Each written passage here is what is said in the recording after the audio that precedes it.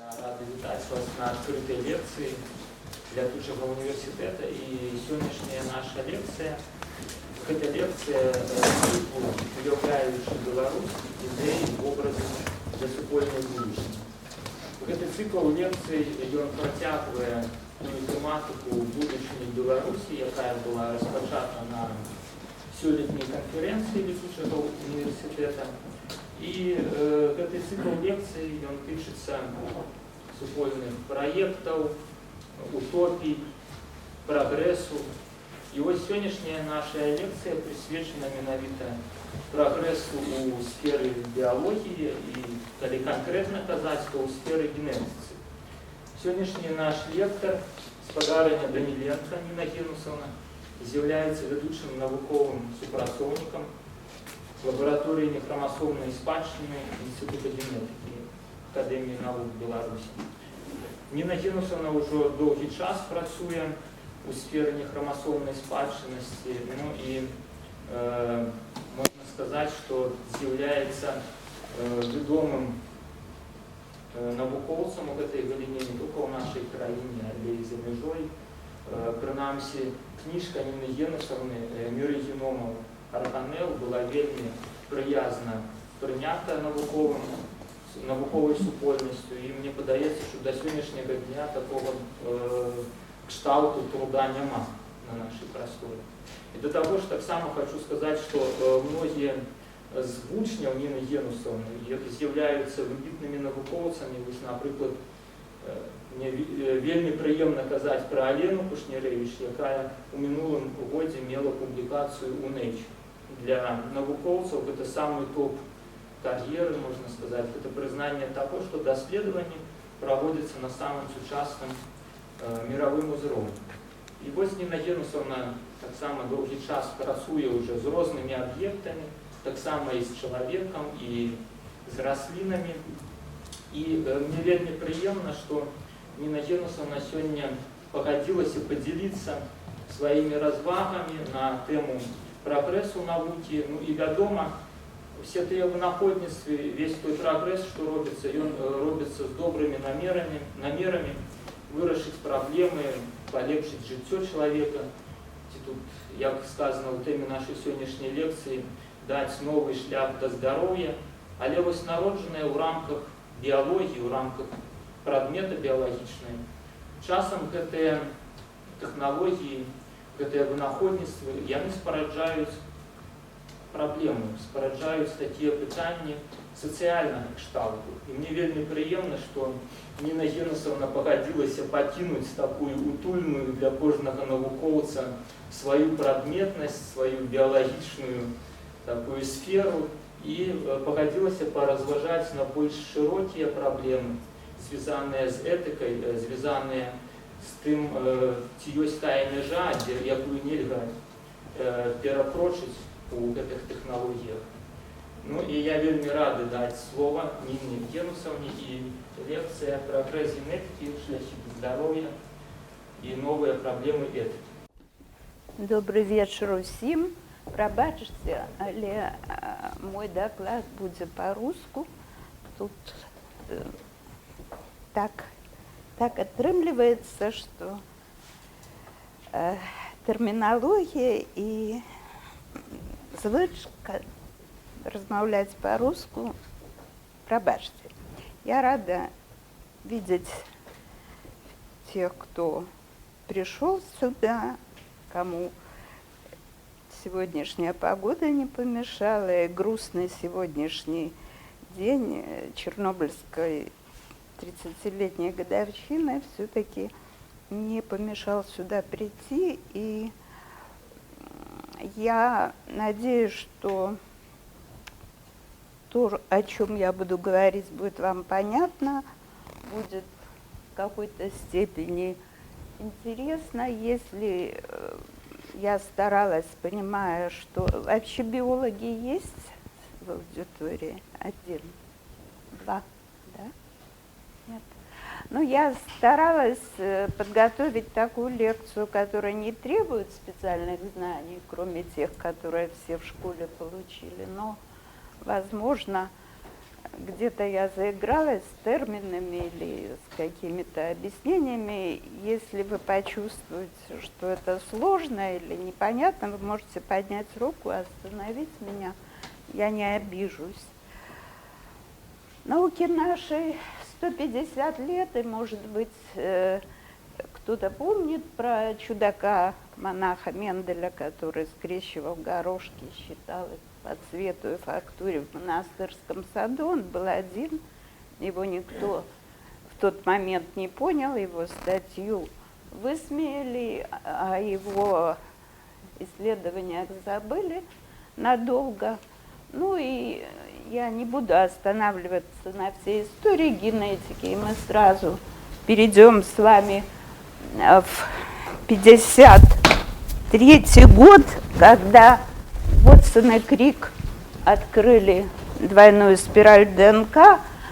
Мы знаем, что это были Вотсон и Крик, на самом деле их было чуть больше, но все-таки это была небольшая команда исследователей, и это открытие генетику перевернуло недавно, ну как недавно, в 2003 году праздновали 50 лет этому открытию, и английское правительство по этому поводу выпустило памятную монету, я опущу ее по рядам, вы можете ее посмотреть. Это к тому, как относятся к науке в разных странах. Рассмотрите ее внимательно, эта монета того стоит. Ну и опять мы таким большим рывком, не останавливаясь, перенесемся в год 2000, как этот год считается годом расшифровки генома человека. И вот тот жуткий провал, который был в Советском Союзе конца 30-х и закончился полным разгромом всех генетических школ, существовавших у нас. Они были блистательные совершенно школы. Вот мы до сих пор не можем выбраться из той ямы, которую бросил нас Трофим Денисович и же с ними, и те властные структуры, которые его поддержали. Это заставило нас, да и до сих пор, в общем-то, плестись где-то во многих отраслях в хвосте этой науки. Но мой рассказ сегодня будет не об этом. Вот медицинская генетика – это наш предмет сегодняшнего разговора. Она на самом деле уже тоже очень многогранна, очень дифференцирована, и есть онкогенетика, есть фармакогенетика, есть генетика старения и так далее.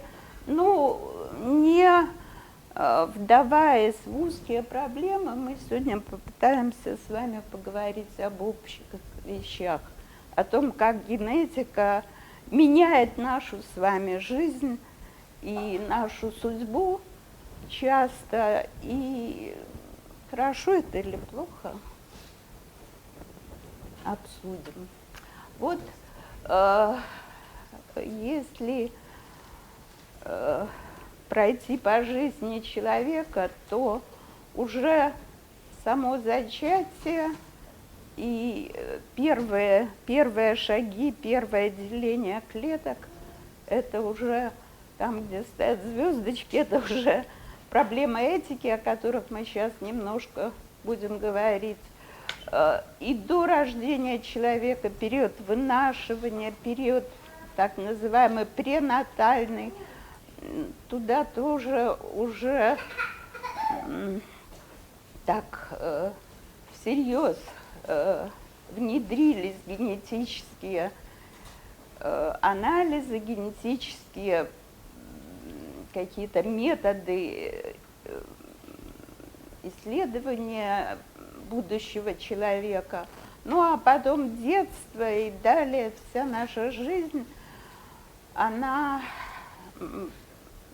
может сталкиваться, а может не сталкиваться, кому как повезло, с наследственными дефектами, с различными заболеваниями. И вот начнем мы со престарой такой традиции, кровнородственные браки.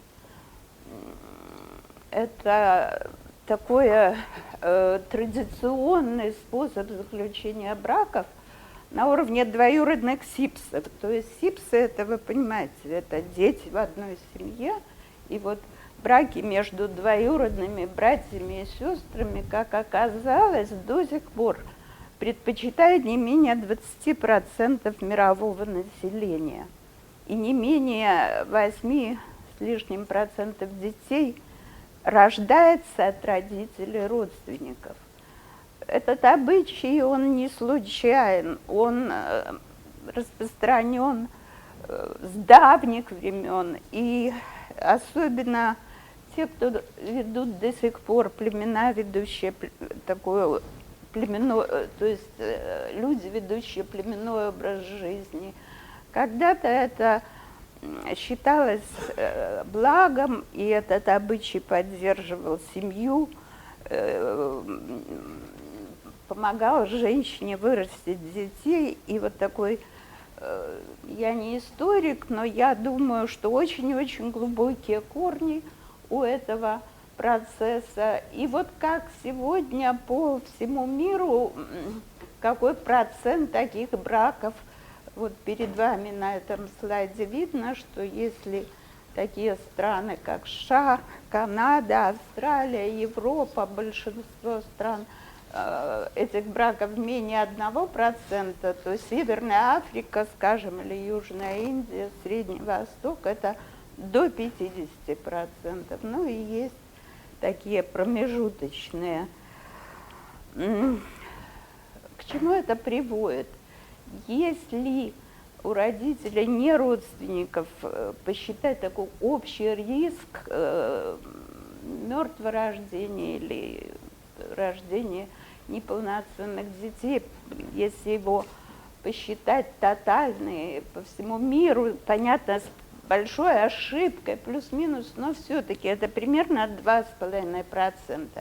А для супружеских пар из кровно-родственных браков этот риск примерно удваивается. И почему так происходит? Вот давайте на такой простенькой схеме попробуем разобраться. Мы все, большинство из нас несут те или другие дефекты в наших генах.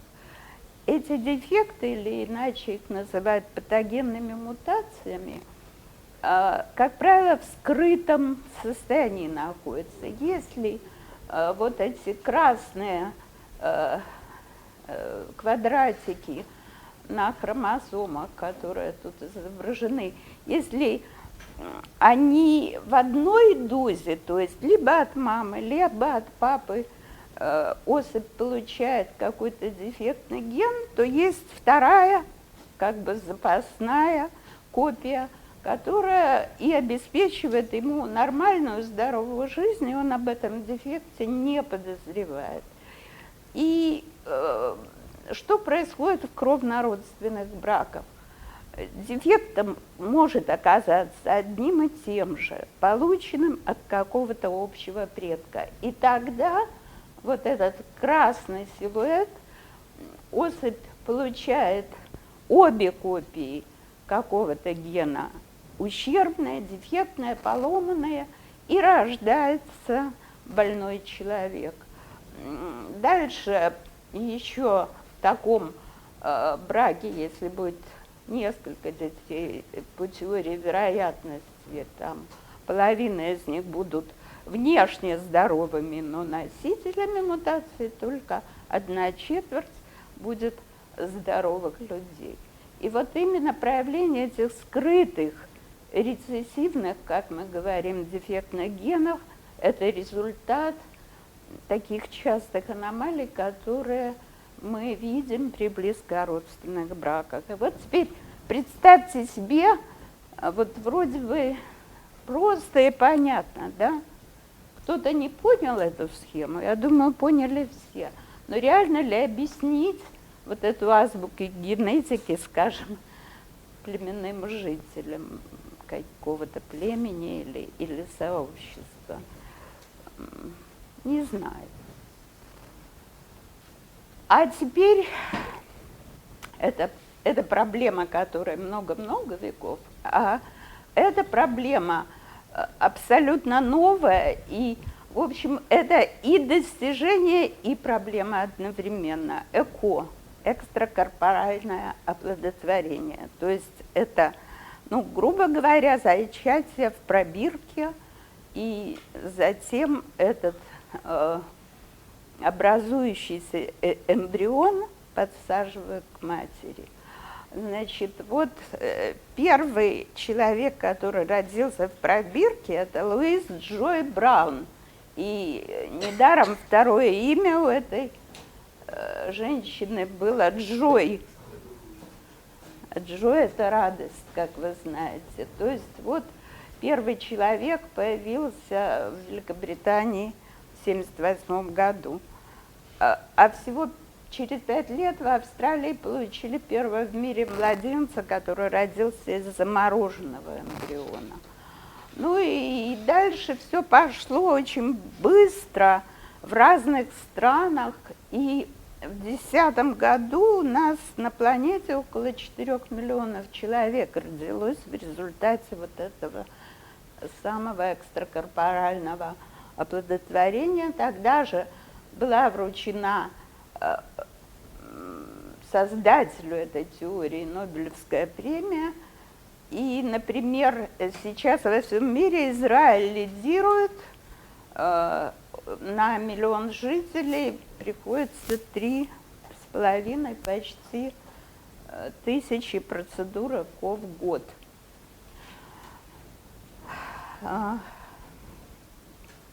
То есть, казалось бы, благо, и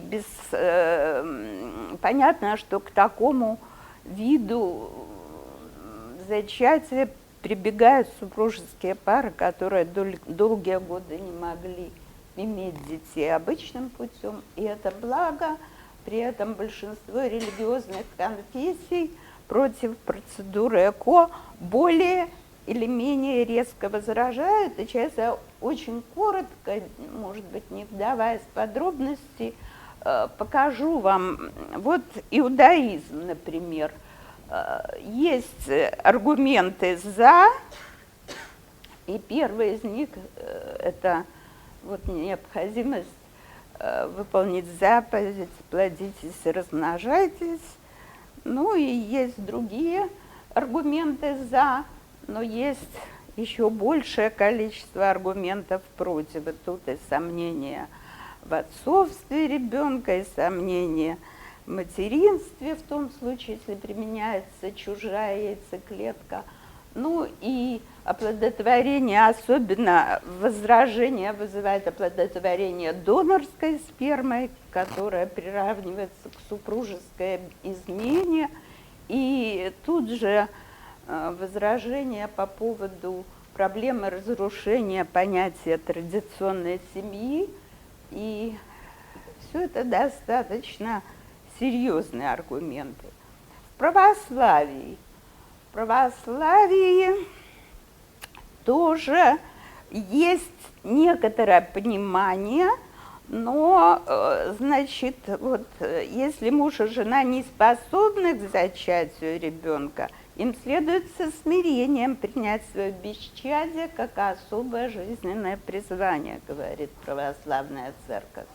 Ну и тут усыновление ребенка как альтернатива, но при этом к допустимым средствам помощи может быть отнесено искусственное оплодотворение половыми клетками мужа, если вот это собственное, так сказать, внутрисемейное зачатие, пусть даже в пробирке, но оно не нарушает целостности брачного союза и так далее. С другой стороны, резкое неприятие использования донорства половых клеток И вот эти все возражения здесь изложены. Мы, наверное, для экономии времени подробно их рассматривать не будем, но общее представление, я думаю, у вас появилось. Католическая церковь, она всячески поощряет использование современных технологий в лечении бесплодия, но технология ЭКО, как пишет и не раз озвучивал, вот в частности, наш архиепископ белорусский Кондрусевич, она противоречит христианскому пониманию и понятию факта деторождения, зачатия, семьи, отцовства. И тут он говорит о том, что ключевую роль в появлении на свет человека играет Создатель, а не биологическое и медицинское вмешательство извне. Вот таковы взгляды трех конфессий. Я дальше уж не стану вас остальными отвлекать, и давайте просто немножко поговорим о биоэтике в целом. Что это такое и какие принципы исповедует биоэтика? Вот эти принципы перед вами. Это справедливость, это уважение автономии личности, непричинение вреда и благодеяние. Но для того, чтобы этих принципов достичь, нужно соблюдать правила, то есть защита конфиденциальности, информированное согласие на все процедуры и правдивость в сообщении результатов. И при генетическом тестировании, которое часто и по разным причинам, и все чаще люди проходят через эту процедуру, естественно, человек должен понимать, во-первых, для чего он на это идет, и, во-вторых, узнав результат, он должен сам принимать решение. И только так трактует биоэтика эту процедуру. И решение бывает очень непростое. Вот если вы думаете, что это всегда как бы просто и по справедливости и однозначно, то это далеко не всегда так. И вот я вам приведу один такой реальный пример. Можно ли всегда этическую проблему решить однозначно? Вот есть такое заболевание – хорея Гентингтона. Это генетическое заболевание. И это заболевание можно тестировать пренатально, то есть еще до рождения ребенка. Для этого заболевания характерно позднее начало, то есть человек до 30-40 иногда лет абсолютно здоров и чувствует себя здоровым. Но после того, как заболевание началось, лечения нет, а есть тяжелые психические и неврологические проявления. И вот женщина, муж которой из семьи, в которой есть эта болезнь, то есть рождались больные хорея Гентингтона, муж здоров пока, поскольку он не достиг возраста проявления. Она беременна, и она просит сделать плоду анализ, есть ли такая мутация у ее будущего ребенка. При этом женщина обещает врачу, что муж никогда не узнает о результате анализа. А почему она так говорит? Потому что муж не хочет знать, есть ли у него мутация, и заболеет ли он после 40 лет. И вот как, по-вашему, должен поступить врач в этой ситуации?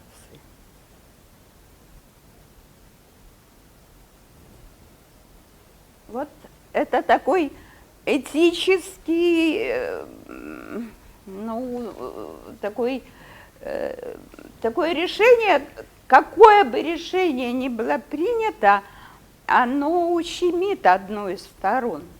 Потому что даже если анализ будет сделан, окажется, что у ребенка эта мутация есть, маловероятно, что женщина никогда не скажет мужу о результатах этого анализа. Бывают всякие моменты возбуждения, невладения собой. Муж не хочет знать, это его право. Возможно, после 40 лет его жизнь превратится в кошмар, и почему бы ему не пожить пока нормальной жизнью? Вот такая задачка. Ну, немножко мы вернемся к геному и к прогрессу. Вот геном человека был расшифрован. Что это значит? У нас 46 хромосом, каждая состоит из длинных цепей ДНК, и эти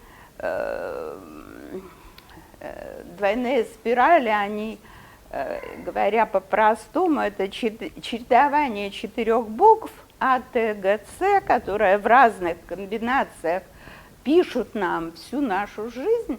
Всего в геноме человека таких букв 3 с лишним миллиарда. И от того, что прочитан этот текст на каждой хромосоме, еще совершенно не значит, что он понят, этот текст, что он расшифрован. Это просто получена последовательность этих букв. Если когда-нибудь у кого-нибудь будет желание или время, или настроение, вот есть такая книга, она написана не для генетиков, читая между строк ДНК, и автор ее Шпорк, Петер Шпорк, нейробиолог, это переводная книга, и в ней очень много интересных примеров и интересных проблем.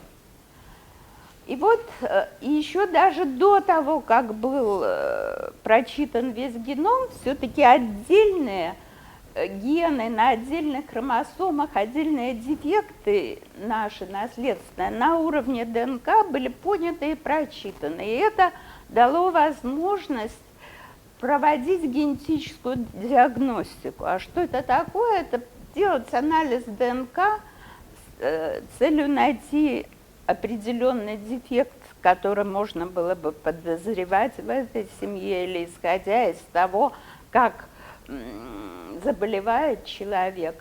И вот эта диагностика, она на очень-очень ранних этапах уже стала технически возможна. То есть вот те процедуры ЭКО, о которых я вам говорила, эти встречи сперматозоида с яйцеклеткой в пробирке вот на стадии буквально 2, 3, 4 клеток уже можно провести генетический анализ и сказать в каких-то случаях свой приговор. И тогда мутантные эмбрионы можно им не дать жизнь, то есть фактически их можно уничтожить.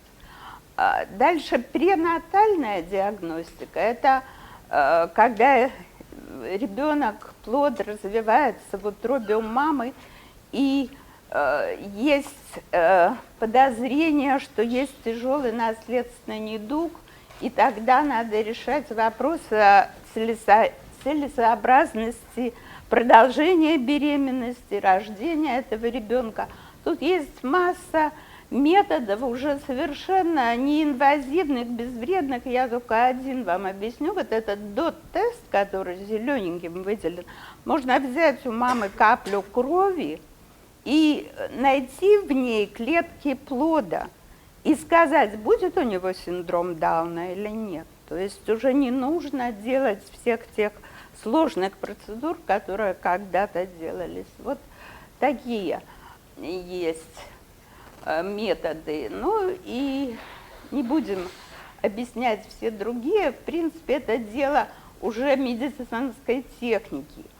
И вот 2 этих первых анализа, предимплантационный и пренатальный, он в какой-то степени, как говорят резкие противники этих методов, связан с убийством, если считать, что человек, как говорит нам христианская, вот католическая в частности, религия, человек это вот в момент оплодотворения он уже есть, то вот это вот действительно уничтожение, и это очень такой этически сложный момент. Ну и, наконец, ДНК-диагностика детей и взрослых, она проводится очень широко и в очень разных направлениях. Это уже, конечно, связано с решением каких-то вопросов лечения, и это более понятно. Вообще изменения в структуре наших генов, они далеко не всегда однозначный приговор. Вот в том случае, если мутация сразу приводит к болезни, такие болезни называются моногенными. Один ген, и без всяких вариантов развивается болезнь. Таких болезней меньшинство, хотя их описано на самом деле 5000, но по сравнению с общим количеством наших недугов это малая часть. И даже в том случае, если мы знаем, что один ген, одна поломка приводит к одному заболеванию, только для 350 из этих 5000 мы прошли этот путь познания до конца. То есть не только ген, но что именно в нем сломалось и что случилось после того, как сломалось, мы понимаем. Остальные 4,5 и больше тысяч, они до сих пор ждут своего решения. Ну вот красным несколько примеров таких болезней. Фенилкетонурия, наверное, вы слышали, муковисцидоз, тугоухость, сенсоневральная гипотиреоз. Вот это болезни моногенные. Один ген, одно заболевание. Мультифакторное заболевание – это заболевания, в которых сочетается поломка целого ряда генов и плюс еще других факторов. И о факторах этих мы чуть дальше с вами поговорим. И примерами таких мультифакторных заболеваний, их не с числа этим заболеваниям, к ним относятся все психические расстройства, к ним относится диабет второго типа, который считается сейчас убийцей нашего поколения, остеопороз, астма и так далее, метаболический синдром, о котором вы не могли не слышать, которым страдает четверть населения Америки или Германии, да и неизвестно, намного ли меньше у нас людей с этим синдромом. И вот все эти болезни, они мультифакторные.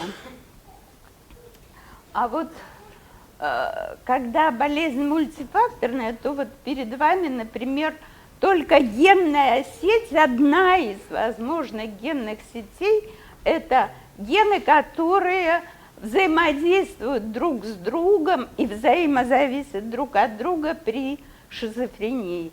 И вот можете представить, когда очередная газетная сенсация, найдена причина шизофрении. Ну вот даже если в каком-то из этих генов найти какую-то поломку, то вот это все, как изменится все это сообщество, их взаимодействие, да плюс как на это повлияет домашняя обстановка, назначенное лечение и тысячу других факторов, очень непросто предсказать.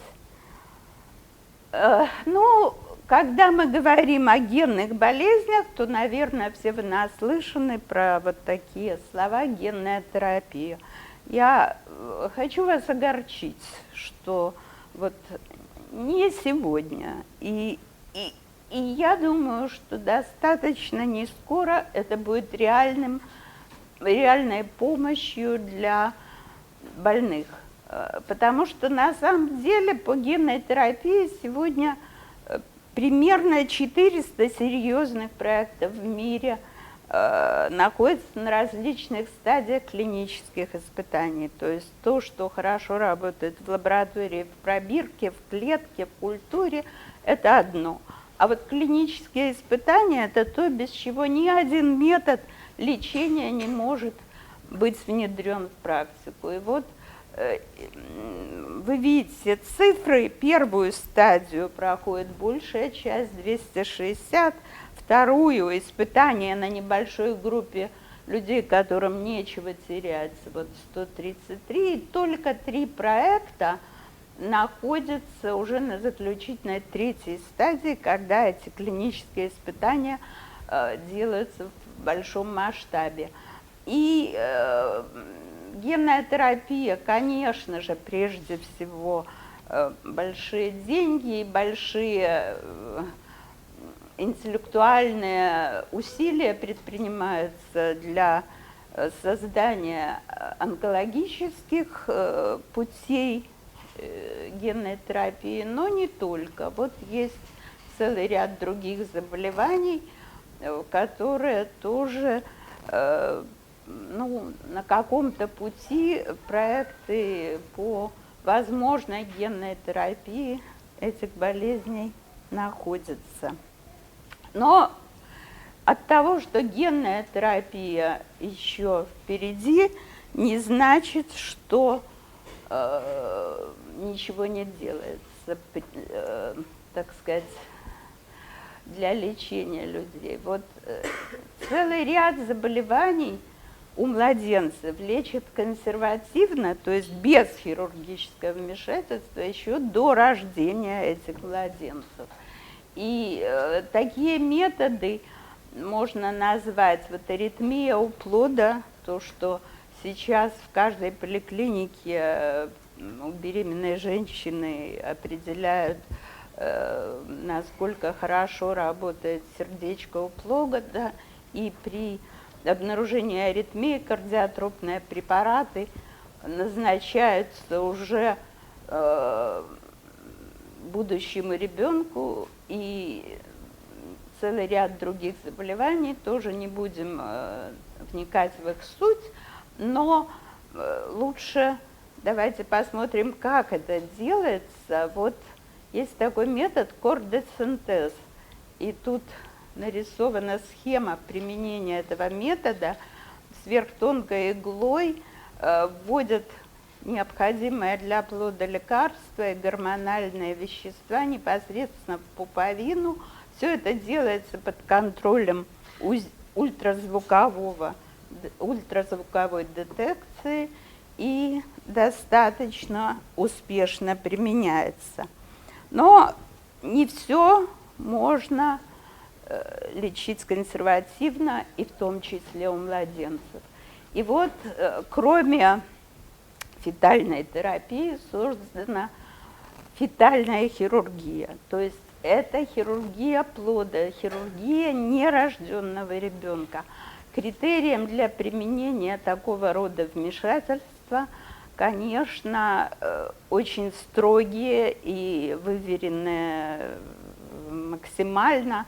То есть это должен быть точный диагноз, это должна быть ситуация, когда после рождения лечить поздно, уже ничего не поможет. Ну и, конечно, предварительные эксперименты обязательно на животных, это в обязательном порядке. И большинство таких операций проводят, конечно, в поздней стадии беременности. Вот, может быть, не для слабонервных. На этой фотографии вскрыта матка, и вы видите детскую ручку. И эти операции проводят даже у нас, даже в Минске. В 1963 году была первая фетальная инвазия, как это называется, то есть плоду при резус-конфликте осуществили переливание крови до рождения. А я оставила эту дату, посмотрите, сегодня у нас ровно 26 апреля, и 35 лет назад бригада хирургов восстановила проходимость мочеиспускательного канала плоду на 36-й неделе беременности. И почему это надо было сделать до рождения, не дожидаясь, вот казалось бы, оставшихся 4 недель, потому что погибли бы почки у ребенка при непроходимости мочеиспускательного канала. И вот плод выжил, ребенок родился без почечной недостаточности. И сейчас с помощью фетальной хирургии лечат целый ряд заболеваний. Есть такое заболевание спина бифида, это несращение там нервной трубки. Тоже не буду вас грузить этими медицинскими подробностями. Если этот дефект не устраняется, то плод обречен на паралич нижних конечностей, как правило. И надо сказать, что эта операция сложная, полное выздоровление чуть больше трети пациентов, но еще 42% прооперированных могут самостоятельно передвигаться без помощи костылей. Если же эти операции не делать, то доля детей, которые способны двигаться самостоятельно при таком дефекте, скорректированном после рождения, всего 21%. Ну вот сравните 21 или 78% полного или частичного успеха. Конечно, разница существенная. Тут идут очень большие дебаты, тем не менее, этические возражения громкие, но вот пока эти дебаты идут, вот перед вами на этой фотографии только одного американского штата Майами общество детей, семей, в которых появился ребенок здоровый благодаря применению фетальной хирургии. Ну и американцы люди прагматичные, они любят все просчитывать. Вот каждый доллар, вложенный в здоровье нерожденного пациента, спустя 10 лет приносит $9,5. Для сравнения, тот же показатель в онкологии $2,5. Вот такая арифметика. Чуть-чуть про эпигенетику. Мы сейчас понимаем, что развитие организма, реализация генетической программы – это не строго детерминированная вещь. Вот если представить себе вот тот шарик, который лежит на вершине этой сложной штуки, это человек или организм в начале жизни. А вся жизнь – это спуск вот по такой сложной горе.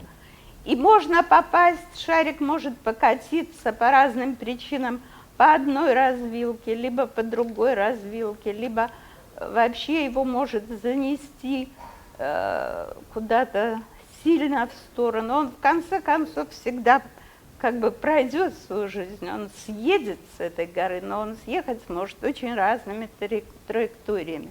Вот это так называемый эпигенетический ландшафт, который предложил эпигенетик Уоддингтон. И мне кажется, эта картина даже для неспециалиста, этот простенький рисунок, очень наглядно объясняет, что кроме кодов ДНК есть еще целый ряд моментов, которые приводят к реализации этих кодов, к прочтению тем или другим путем.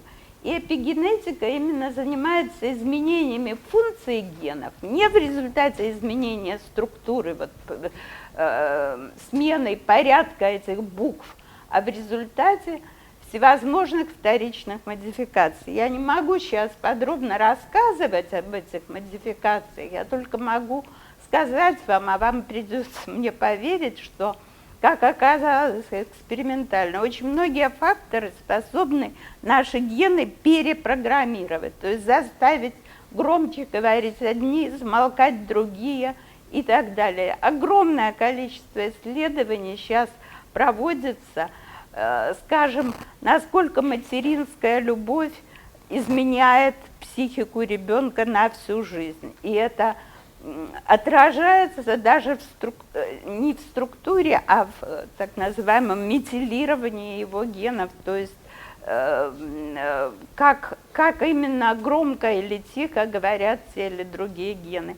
Тут и питание, тут стресс, конечно. Тут очень важно время, когда ребенок в материнской утробе, когда закладываются все органы. Мы это знаем интуитивно и так, но оказалось, что это можно описать в терминах эпигенетики. И, может быть, так слишком резко и категорично сказал Гуннар Кати, он сказал, в конце концов, гены всего лишь марионетки в руках ферментов, которые могут их включать и выключать. И именно через ферменты внешний мир, внешняя среда изменяет наш наследственный материал. И результатом вот такого изменения, такого перепрограммирования возникают опять-таки разные, увы, болезни. Тема наша сегодня такая.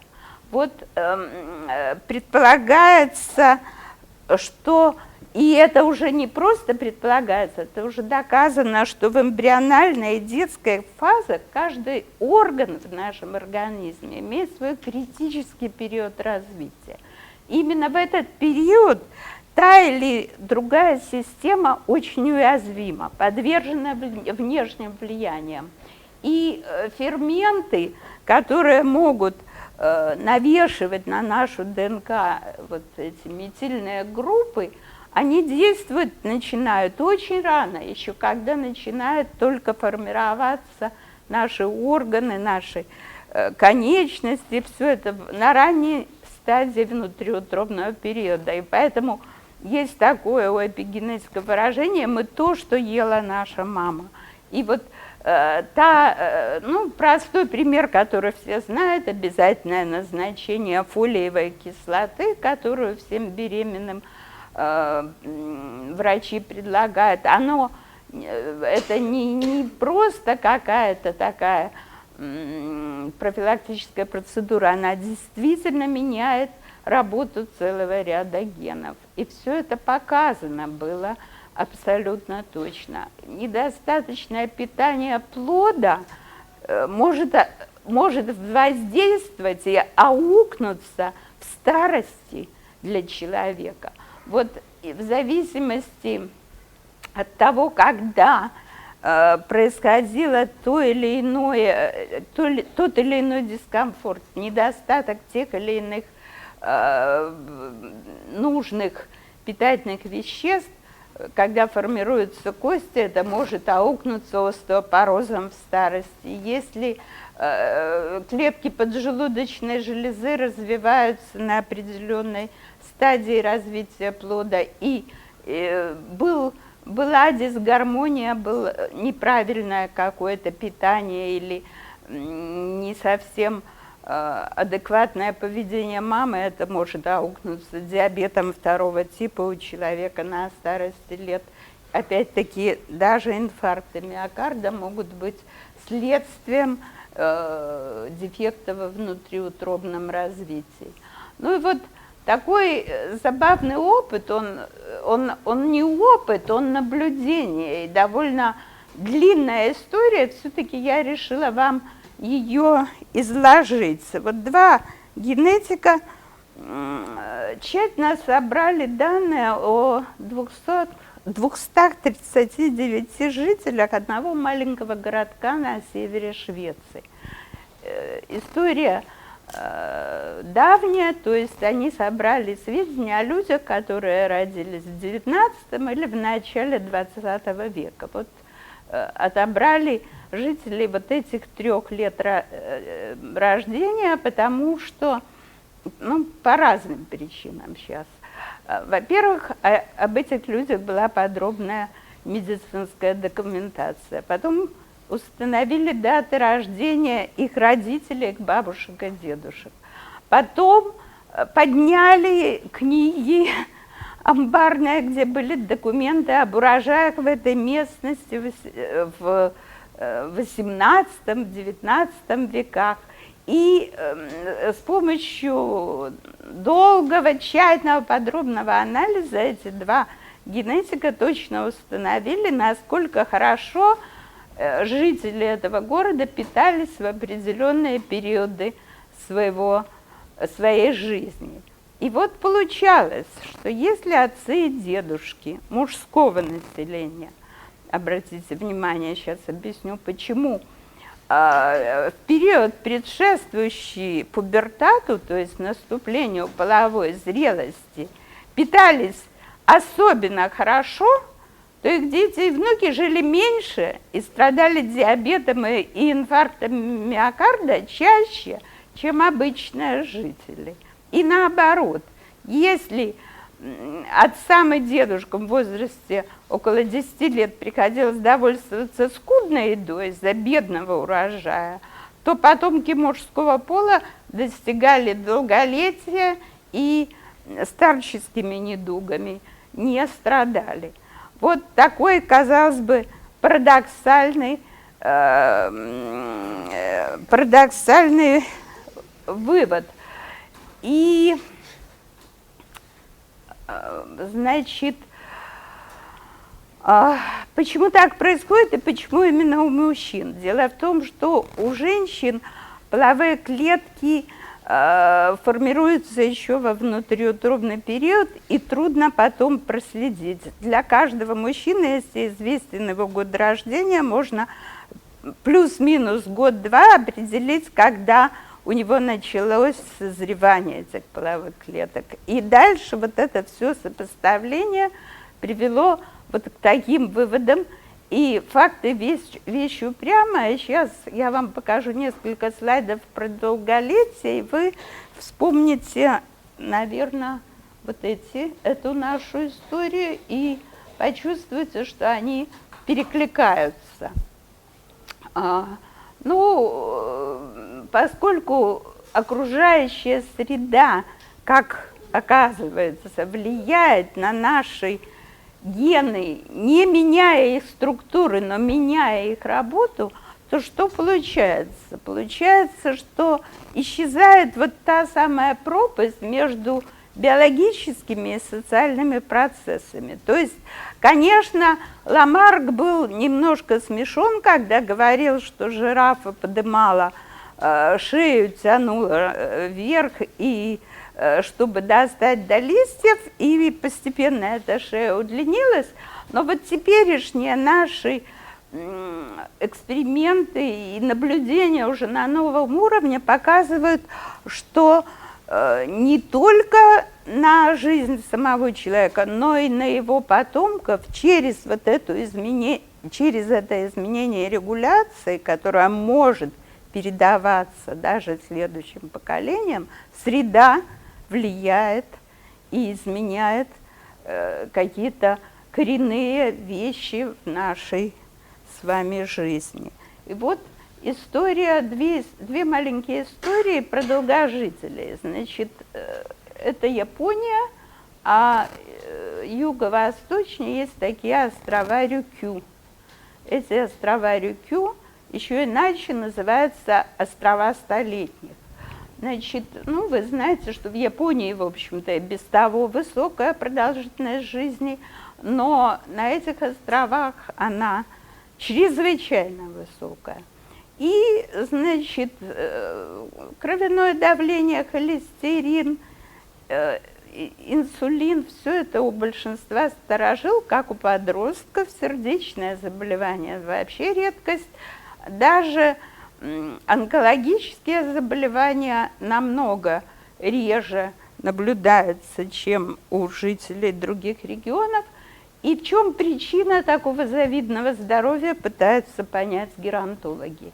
И вот геронтолог из университета Окинавы, то есть живущий именно там, он говорит, что факторов множество, что тут и питание, тут и климат, тут образ жизни, тут сон, тут движение, но все-таки он считает, что решающий фактор питания, поэтому я вам тут рассказываю, чем они питаются. Едят много соевого продукта тофу, зеленый чай, алкоголь в минимуме, почти никто не курит, пища не жирная, не соленая, большое количество желтых, зеленых овощей едят водоросли, рыба часто, мясо редко.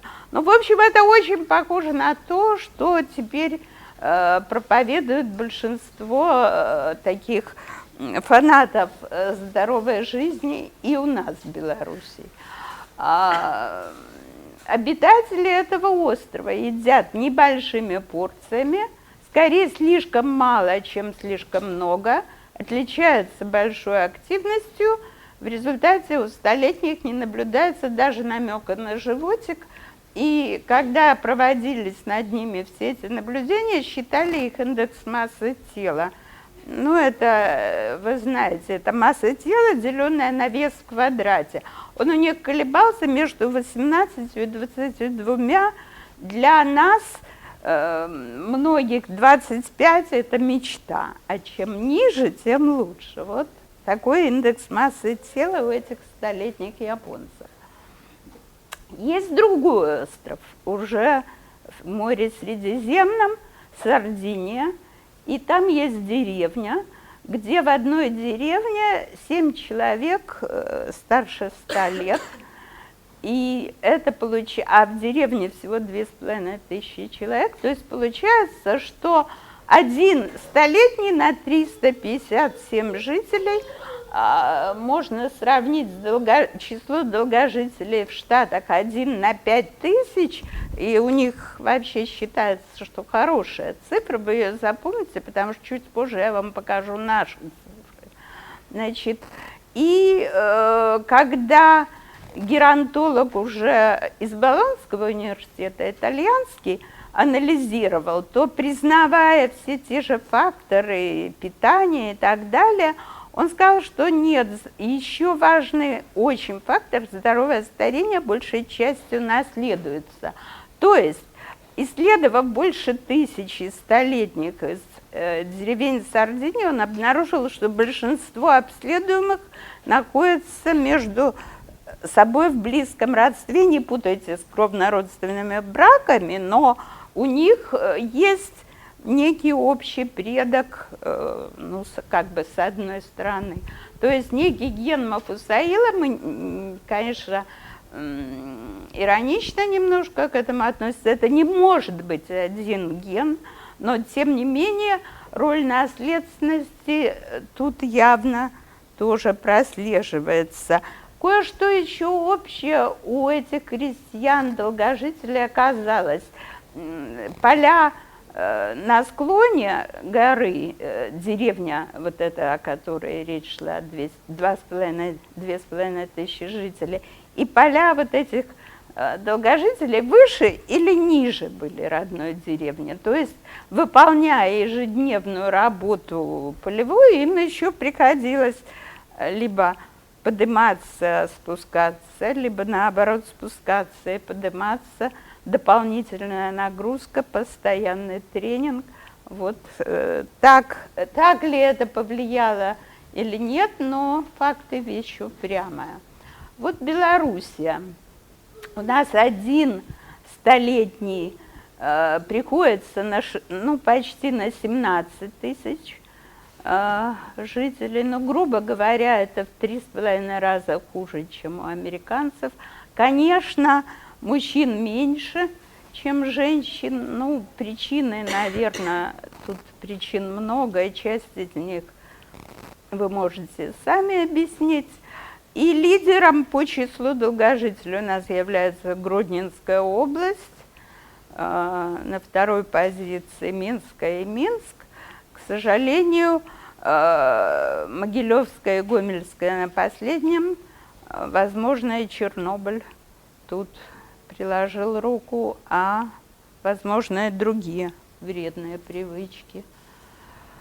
Теперь, если вы еще не устали, я могу несколько слов рассказать о нашей работе, которую мы провели по генетике тугоухости. Если устали, так и скажите, я совершенно не обижусь, потому что времени прошло уже много. Наверное, давайте мы это пропустим. Ну, давайте другие голоса я хочу услышать. Давайте, интересно. Значит, тогда очень коротко. У нас больше 20 тысяч людей, детей с тугоухостью различной степени тяжести. И примерно половина – это наследственная тугоухость. И глухота наследственной природы – это моногенное заболевание. Вспоминайте, там был слайд про моногенное и мультифакториальное. Вот это моногенное, один ген и готов дефект. И когда мы начинали эту работу по исследованию вот этих глухих детишек и приходили в детские садики, в школы, у нас мамы, которые были уже в семьях, была история глухоты, они ничего не спрашивали, а те мамы, в семье которых это несчастье случилось первый раз, они нас встречали вопросом: почему у нас в роду никто не был глухим, а по вашему анализу получается, что причина потери слуха у моего ребенка – это гены.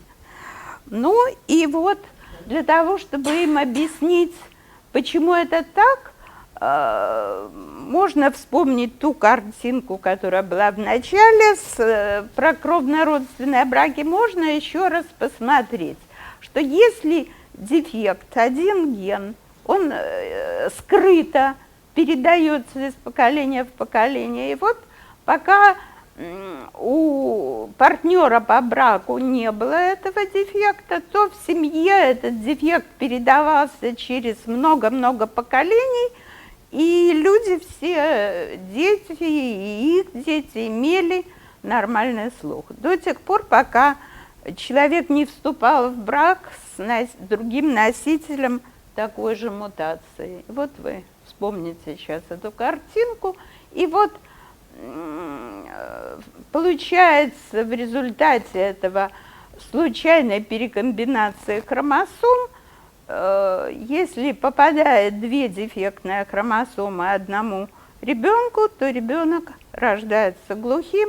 Половина детей в такой семье понесут этот ген в скрытом виде дальше, и только один будет его лишен. Но это, вы понимаете, это законы статистики, это так в среднем. А иногда у нас попадали семьи, где трое детей, из них у двоих была глухота именно из-за встречи вот двух дефектных хромосом. Если мама или папа слышащий, неважно кто, а второй партнер глухой, то это не значит, что все дети будут глухими. Нет, будет примерно пополам. У двоих будет проявляться признак, а двое понесут этот ген дальше следующим поколениям. Вот все это, когда мы собрали и проанализировали, съездив в разные места Белоруссии, собрав около 400 образцов, сейчас у нас их уже 600, по 2 капли крови мы собирали, или же вообще мазок брали из ротовой полости, и сделали анализ, и оказалось, что одна мутация, которая очень частая вообще в Европе, она была обнаружена у почти 60% наших деток с глухотой. То есть больше половины, на самом деле, из этих 390 имели генетическую природу тугоухости. И вообще мы нашли 10 разных мутаций, но вот эта одна, так называемая 35DLG, она и в Европе самая частая, и мы не исключение. Более того, мы до этого года говорили везде, что в Белоруссии самая высокая частота этой мутации, но в этом году появилась статья литовцев, и они вырвали у нас поля.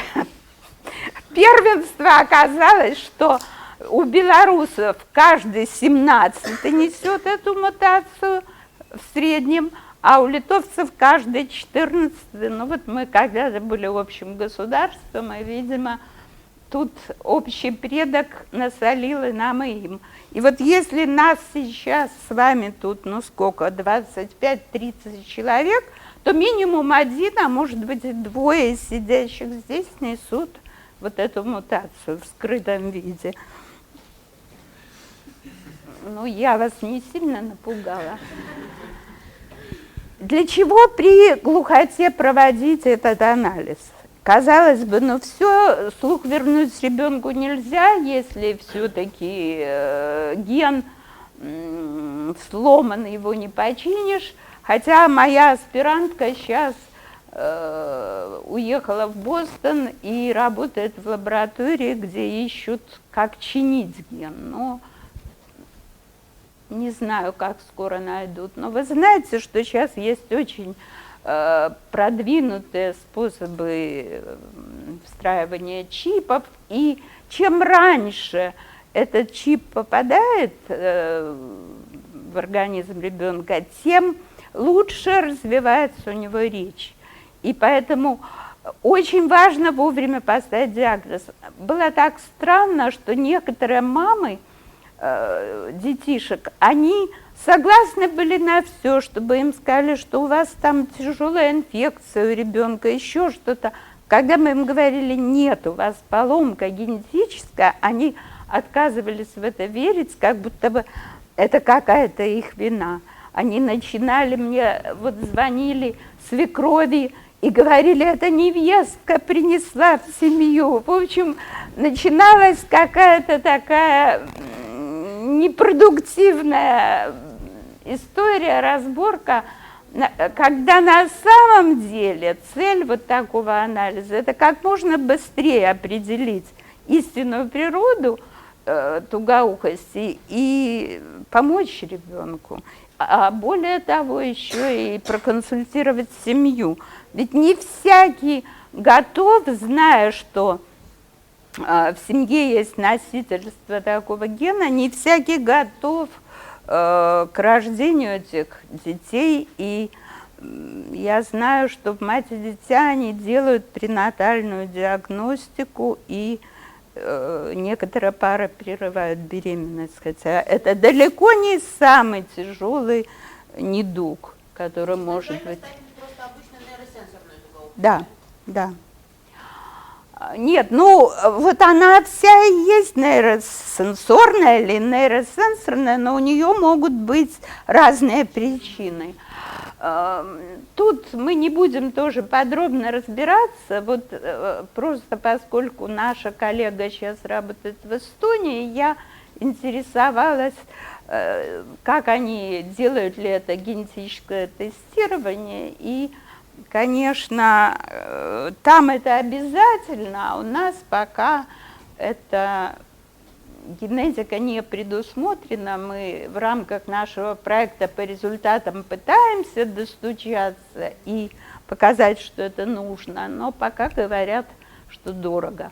И вот, если вы вспомните про близкородственные браки, начало нашей лекции, вот Норвегия, Германия, Ирландия в XIX веке, когда все это еще не на уровне генов, а на уровне истории, признаков описывалось, в этих странах показали, что близкородственные браки в 4 раза чаще встречались среди родителей глухих детей по сравнению с нормально слышащими. Вот она и вылезала, это скрытое носительство мутаций. Какие этические проблемы тут при работе генетиков с семьями глухих? Очень, очень разное отношение. Вообще люди, которые не глухонемые, глухие, неслышащие, у них очень мощное сообщество, и это единственный генетический дефект, доля которого все время растет в мире. Мы привыкли, что если генетический дефект, то его носитель, он как-то не пользуется в обществе там, успехом, популярностью, он может создать семью, но все-таки все эти дефекты потихоньку, они из популяции как бы уходят, их количество уменьшается, количество глухих растет, причем именно с генетической глухотой. Почему? Потому что они образовали свои сообщества, вот так называемые deaf community. У них своя философия, они считают, очень нередко можно слышать, они считают себя более высокого уровня, так сказать, сообществом. Они очень тесно общаются, и в результате получается, что вот это английские данные конца 20 века, 55% этого сообщества резко возражают против генетического тестирования. Вот половина считает, что это вообще унижает глухих, что вреда от этого больше, чем пользы. При всем при том, почти 100% слышащих родителей, 96%, которые имеют глухих детей, приветствуют эту возможность провести тестирование. Ну и насчет пренатальной диагностики, тут вообще при опросе слышащих британцев только половина, 49%, считает этичным проводить эту диагностику. Это слышащие люди. А вот был такой опрос глухих делегатов международной конференции Deaf Nation, глухая нация. Они считают, что всего лишь 16% считают, что пренатальная диагностика полезна, и из них 4 сказали, что несмотря на проведенную диагностику, они предпочли бы иметь глухих детей. Вот видите, как вообще, как тут все по-разному. Ну и завернув колесо наше и подходя к концу лекции, Аристотель, который считался великим умом, к сожалению, вот в 355 году до нашей эры писал, что неслышащие люди не способны к разумным действиям. И это тезис, который вообще кажется абсолютно абстрактным, 2000 лет считался истиной.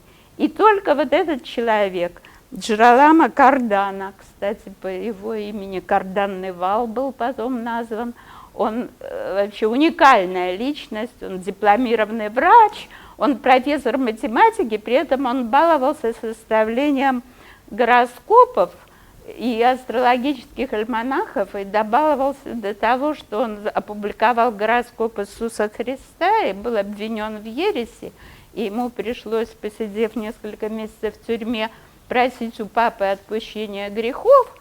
Но вот глухие невероятно чтут этого человека за то, что он первым показал на большом материале, что неслышащие люди тоже разумны. И по-прежнему, несмотря на то, что он провозгласил это вот в 1500 году, во многих странах Европы еще несколько веков действовали унизительные указы, которые запрещали им вступать в брак, обладать собственностью, получать образование. И вот, ну, тут много можно рассказывать, мы, наверное, все-таки остановимся. Но остановимся мы на том, что даже слышащие потомки глухих родителей, то есть люди, казалось бы, ушедшие от недуга, они не считают глухоту инвалидизирующей, называют ее другой культурой. И, конечно, эта другая культура возникла во многом благодаря человеку, который создал азбуку глухих, его тоже нельзя здесь не упомянуть, Шарль де Лепи. Вот. И заканчиваем мы, я хочу показать вам, что Конвенция о защите прав человека и человеческого достоинства в связи с применением и достижением биологии и медицины гласит, вот в 11 статье зафиксирован запрет на любые формы дискриминации в отношении лиц по признаку его генетического наследия. В главе 12 написано, что тесты на наличие генетических заболеваний или только предрасположенности к заболеваниям могут проводиться только в медицинских целях или в целях медицинской науки при условии надлежащей консультации специалиста.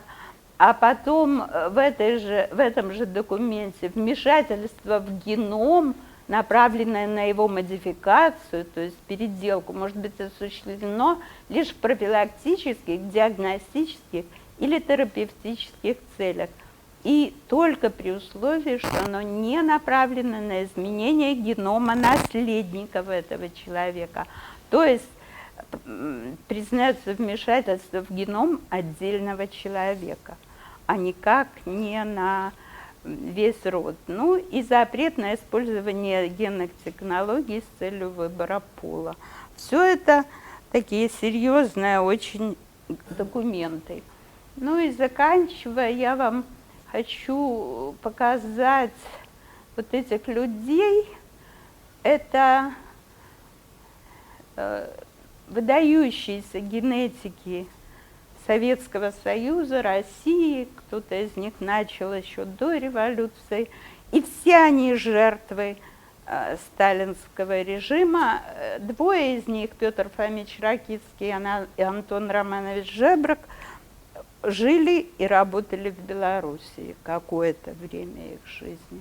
Это далеко не все жертвы, их в десятки и сотни раз больше. Но вот наука эта, она всегда сталкивалась с этическими проблемами, и люди постарше помнят, как была миниатюра Райкина, и он говорил, что генетика – это продажная девка империализма.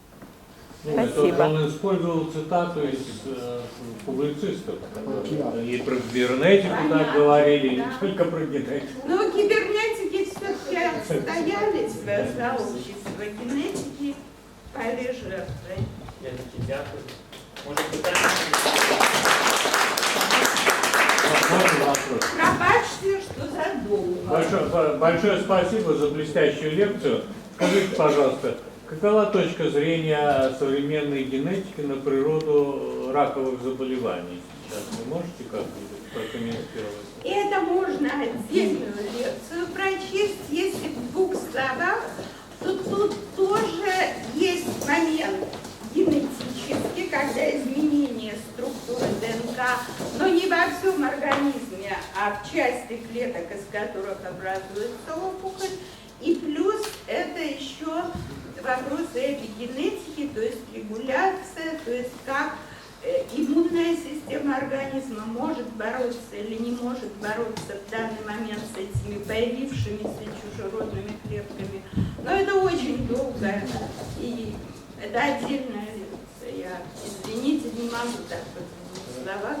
Да, пожалуйста. Скажите, Лилас, вот вы наконец того Шагаров казали, так вот, сапраўды, моя прабабка прожила 107 годов на Украине, в Житомирской области. У той мясцовости еще была одна женщина, которая прожила 109 годов, и один мужчина, который прожил 102 года. И вот что цікаво, у ее не было, вот у нас принято, что человек долгожихар, сивый, значит, у ее в 90-м году она померла, не было ни одного сивого волоса, были черные косы. Вот некие доследования по сивизне вот ведутся такие, не генетические, это не... Вы знаете, да, эти вещи исследовались одно время, но сейчас, ну, как бы считается, что это не такой большой дефект, что с этим можно жить. Нет, просто цікаво. Но это несомненно генетически, потому что такое седина? Это когда разрушается пигмент, который окрашивает волосы, а пигмент этот специальные клетки продуцирует. И у меня была знакомая, у которой был расстрелян муж во время сталинских репрессий, которая отсидела 20 с лишним лет в лагерях и была насквозь больным человеком, у нее не было ни одного седого волоса. То есть это редко, но это действительно генетически. А есть исследования про обновление генетичних мутацій і кожним дітям. Ну, отримлюється дуже велика кількість. Я шукаю, ну просто чому закупуюся, і я розумію, що це закрите ті питання грошове. Знаете, да, тут есть уже есть большие большие деньги, которые... Потому что, с одной стороны, противники ЭКО говорят, что... Вот я даже в одной, ну это какой-то интернет-ресурс читаешь, в одной строке 30-40% детей с ЭКО имеют генетические дефекты. Тут же этот же автор строкой ниже пишет: количество генетических дефектов у детей с ЭКО на 30% больше, чем у других детей. Но 30% от 2%, это, вы сами понимаете, это 2,7, а 30, и это пишет один и тот же автор. То есть, ну, это безграмотность. На самом деле, я думаю, что статистику эту ведут, но пока ведь на самом деле основное накопление материала будет, когда эти кошные дети родят своих детей. Вот тогда пока рано. Якщо на початку 2000-х годов, так дефектологи, хто працює, вони казали, що там, ці педіатри ті, що з'явилися хвороби, яких раніше не було.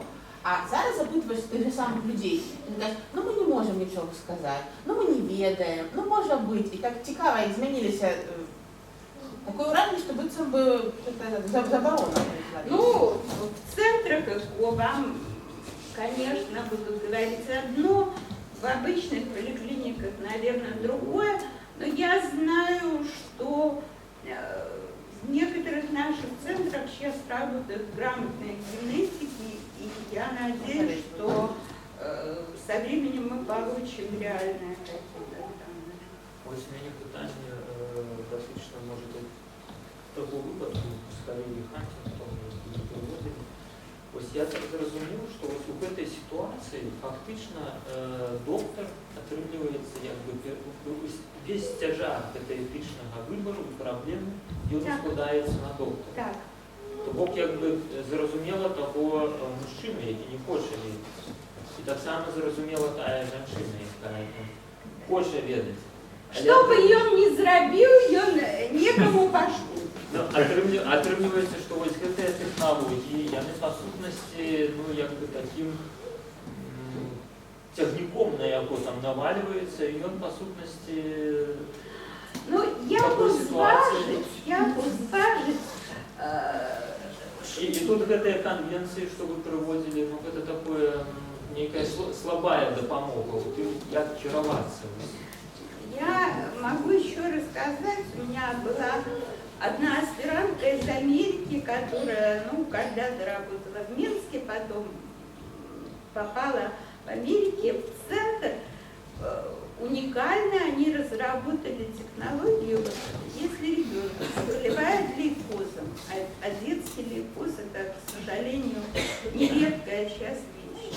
И этому ребенку, чтобы его спасти, нужно пересадить в клетки костного мозга. При этом они должны быть абсолютно идентичны, чтобы не отторгало.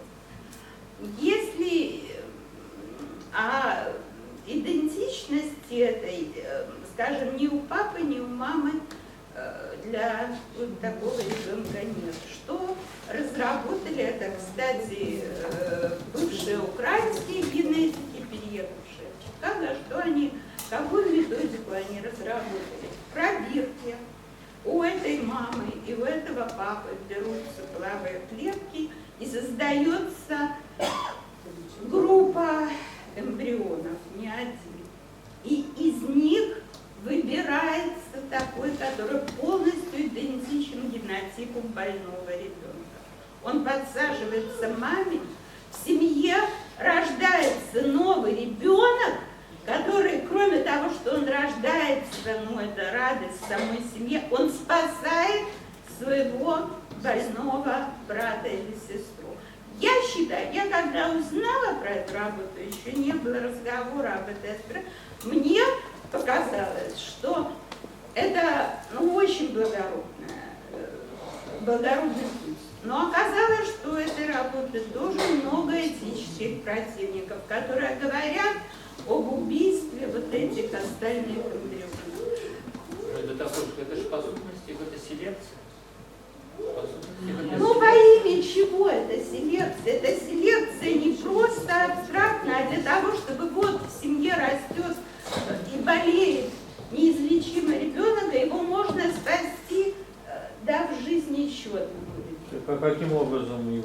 называется? Потом, когда рождается этот малыш, у него берут клетки, выращивают и подсаживают в больницу. Эта технология называется серия саблинг, как бы спасающий сиблинг. Но тут может быть и другая критика по поводу того, может ли этот ребенок служить средством для чего-то, да? Да, становится средством. Поймите, что это правильно, в чьи руки попадает достижение научное. Ведь всегда мы должны решать, да, у нас есть инструмент, но ведь, извините, хирургу не запретишь делать операцию из-за того, что скальпелем можно зарезать человека в подворотне, правда? Ну, тут другой разговор. Ну почему другой? Ведь все мы люди.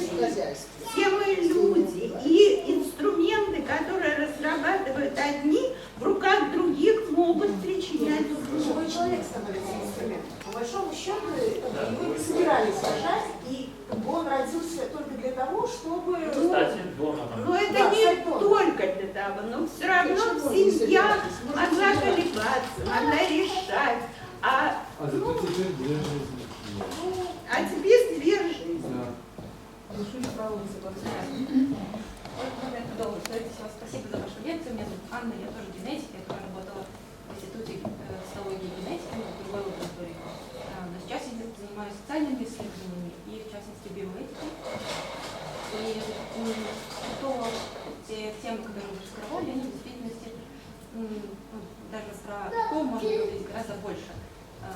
Сколько этических вопросов оно поднимает. И связывая, например, ИКО и тему глухоты, есть известный классический хрестоматийный пример, когда гомосексуальная пара глухих женщин, она хотела иметь ребенка, обращаясь в банк донора спермы, чтобы донор был тоже глухим. Вот таким образом, обращаясь к вашему замечанию, что это очень крепкое и достаточно закрытое сообщество глухих со своей культурой, соответственно, они хотели иметь ребенка такого же, как они. И эта пара прислала еще фразы о том, что ребенок, один слышащий ребенок это будет дар, не слышащий ребенок это будет двойной дар. Вот. И мой вопрос о том, в действительности конвенций гораздо больше, в частности биоэтических конвенций, которые были ратифицированы лишь отчасти Республикой Беларусь. И как институционально, в частности в Институте цитологии и генетики, осуществляется этический контроль над теми исследованиями, которые проходят. Потому что такого рода проблемы должны решать, скажем, биоэтические комитеты, вот, в состав которых входят как представители экспертных сообществ, так и, скажем, комьюнити, да, представители глухих, скажем, или инвалидов. Так вот, каким образом это сейчас реализуется? Я совершенно с вами согласна. И когда мы отправляли вот свою статью по генетике глухих, по данным, которые мы получили, хотя мы у каждого, либо у самого человека, либо у родителей брали информированное согласие даже на эти 2 капли крови, и результаты все были анонимные и переданы только в саму семью. Тем не менее, первое, что из редакции журнала, куда мы послали статью, нам целый ряд вопросов задали о том, как те или другие этические моменты соблюдались. И это очень большое, ну, я бы даже сказала, не просто отставание, а провал. У нас этим до сих пор фактически в Академии нет этического комитета. Для того, чтобы создать его в нашем институте, мы поднимали этот вопрос и не один раз, но нет специалистов, никто не подготовлен. Я совершенно не считаю себя специалистом, потому что конвенций масса. Действительно, эти документы серьезнейшие, их надо изучать. Я не знаю, вот где вы получили свою подготовку, если вы уже сейчас специалист. Мне кажется, у нас совершенно не организована подготовка. А всю свою лекцию паузу я пыталась провести мысль, что решать и судить в этических вопросах должны очень грамотные, подготовленные люди. Потому что если мы будем, вот а судьи кто, и если мы наскоро назначим любых людей, пожалуйста, да. Мне кажется, есть еще один момент, да. Мне кажется, что вот это вот сообщество научное, да, оно также тесно и сплоченное, как это сообщество глухих, да. То есть оно не всегда готово пустить инодигматиков, да, в свои вот этот этический комитет. И в этом смысле, если бы это еще был этический комитет внутри из там сотрудников института, на это бы еще бы худо-бедно бы пошли. Но если речь идет о том, чтобы пригласить там, опять же, какие-то религиозные, например, их считают абсолютно Ну вот да, неподобными. совершенно правы в критике, потому что есть своего рода инструкции, как должны организовываться эти комитеты, и самое главное правило – это такая мультивокальность, то, чтобы звучали разные голоса. Как правило, это как орган должен быть независим от институции в действительности, потому что я не могу, не знаю, голосовать против исследования, которое проходит за флаг моей лаборатории, потому что я влияю и так далее. Вот, то есть даже как должны, там, например, включаются так называемые lay people, то есть люди с улицы, не специалисты, вот, так и представители затрагиваемых сообществ, что это важно. И таким образом ключевой критерий становится вот это многоголосие. Да, не Как только... это сделано в других странах? У кого мы можем поучиться этому? Ну, даже пример балтийских стран. Вот. У нас с 2006 года действует комитет по биоэтике. Под давлением ЮНЕСКО мы, по приглашению ЮНЕСКО мы подписали для того, чтобы проводить клинические испытания, потому что это выгодно для страны. Вот. Но единственное, что известно по поводу биоэтического комитета, о том, что авторы вот этой первичной резолюции, они остались очень довольны посещением Республики Беларусь и обещали вернуться еще. Ну, есть такая увага, что в США, кажуть, самые прорывные методики робили, вы себе кажете, выходцы з советских країн, тому що у них нема стопора дишного. Максима, так в рамках всего человечества калибрать. Ты добро, что мы отстаем. В технологичном плане или у этичного? Ну, я за технологичность не так далек, потому что не было смешивания никаких дышных. Хочу догадаться. Ось ви згадали Ламарка. Ну, Трофим Денисович его шановал. В некотором сенсі, після того, як Трофим Денисович одійшов від влади, Ламарк був поставлений туди, а зараз ви його ніяким чином не диктували. А що ви кажете насчет Лаврова і гену злочинності? Що зараз відомо? Зараз. Ну, это очень интересно, про это рассказывал академик Эфремсон, когда я была студенткой, он приезжал и читал у нас лекцию на биофаке. Честно говоря, я не уверена, что я знаю все последние исследования на эту тему, но дополнительные Y-хромосомы, которые у большой части серийных убийц обнаружено, это то, что я знаю точно. Може, я тут потлумачу питання. Справа в тім, що гутарка йде про те, чи можна генетичним способом висвітлити потенційного забойцю там, ці воводі, злочинця. Ну, однозначного, конечно, ответа нет, но тем не менее, если проанализировать, скажем, 100 человек, совершивших тяжкие преступления, то вот это количество дополнительных Y-хромозом у них будет встречаться намного чаще.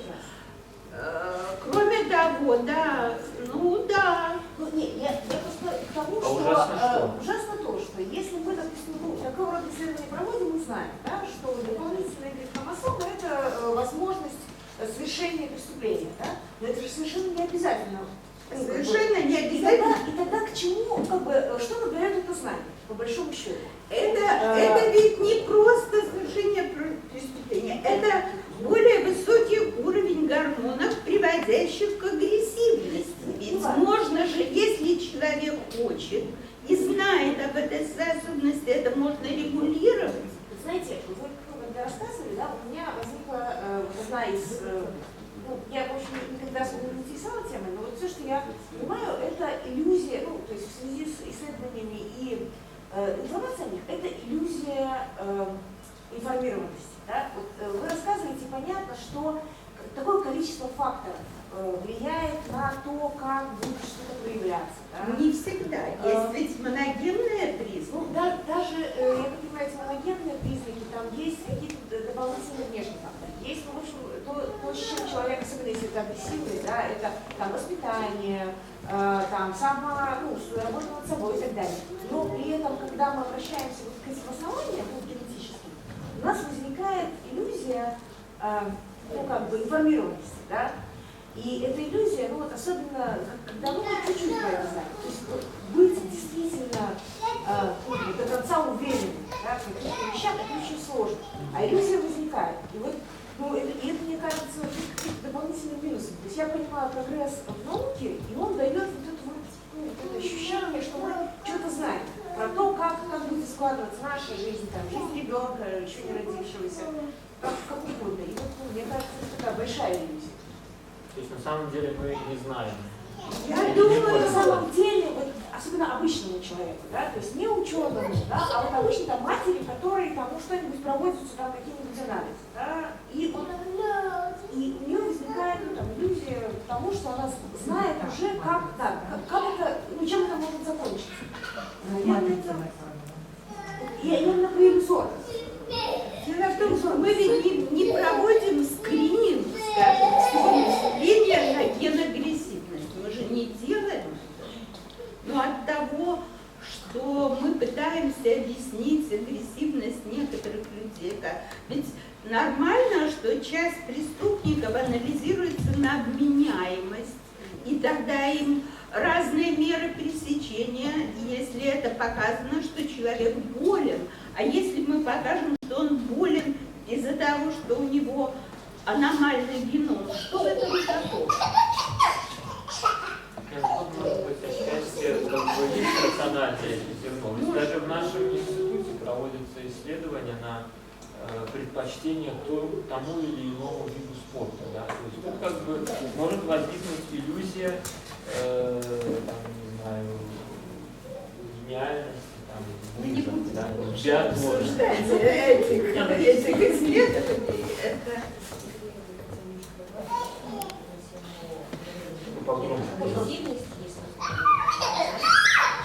Одно дело, когда у вас есть преступник с доказанной виной, и вы пытаетесь найти причину, другой вопрос, когда общественности дают знания того, что если нет агрессивности, то тогда у этой общественности возникает предубеждение о том, что если мы человек пренатальный, допустим, проводим этот скрининг. Нет, конечно, этого нельзя делать. Да, возникает иллюзия того, что сделать так можно, как мы пытаемся понять, может ли человек быть синдромом Дауна,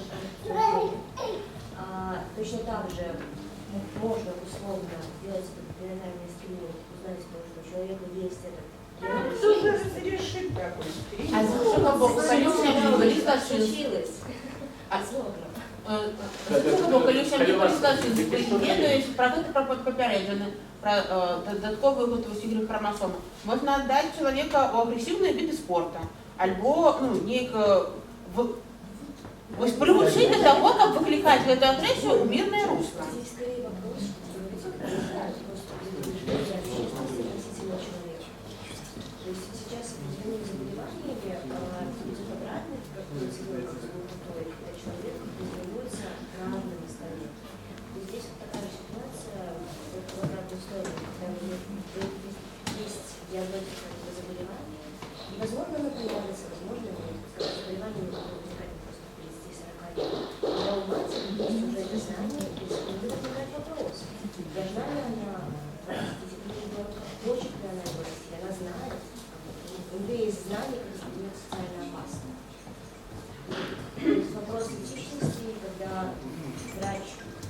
зарекомендовать признание, то есть должна информация. Да, это...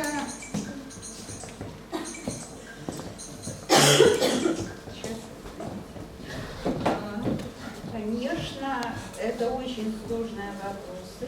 Я могу сказать, что тотальный скрининг у нас вообще проводится на 2 заболевания, которые действительно, почему он проводится, это фенилкетонурия и муковисцидоз. Если узнать вовремя, что эти мутации есть, ребенка можно сохранить умственно полноценным и здоровым. То есть скрининг разрешают в том случае, если можно помочь. Если можно реально помочь. Во всех остальных случаях все скрининги у нас запрещены. Мы тут по вопросам глухоты, тут много отдельных моментов. Есть такие гены, я просто не могла вам всего рассказать. Если человек будет знать о том, что у него этот ген есть, ему абсолютно точно нельзя назначать определенные антибиотики. Он глохнет после одной инъекции. И никогда не оглохнет, если этот антибиотик ему не назначен. Мы нашли в Беларуси 2 такие семьи, где теперь признак, причем передается по материнской линии. Только от мамы всем детям, а там дальше от дочкам. И зная о том, что этот ген у них есть, эта семья может быть спасена от глухоты. Ну вот как, по-вашему, это важно? Это важно, но мы не предлагаем делать этот скрининг тотально. А где можно его провести, особенно при есть